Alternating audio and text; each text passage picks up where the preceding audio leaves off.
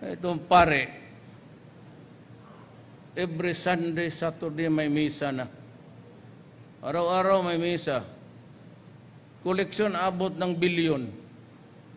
Wala naman ang baski 5 kwarto na rehab. Alam mo, dapat ang pare, totoo lang, libutin na yung archdiocese niya. Magtanong siya dyan sa mga tao, sino yung tinamaan ng droga.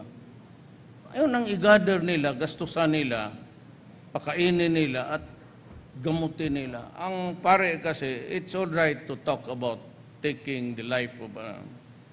pati yung iba sumubra eh. Pati yung mga babae ko na.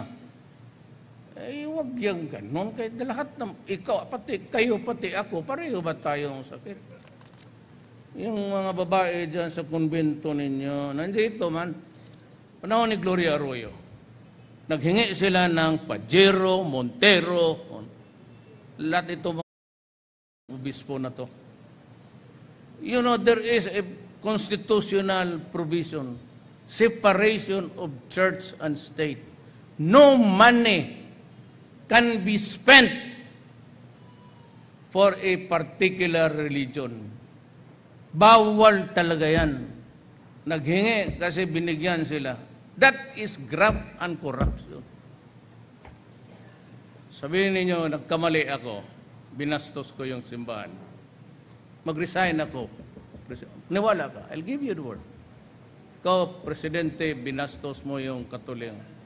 At tanayo ako, San Beda ako, nag-graduate sa College of Law.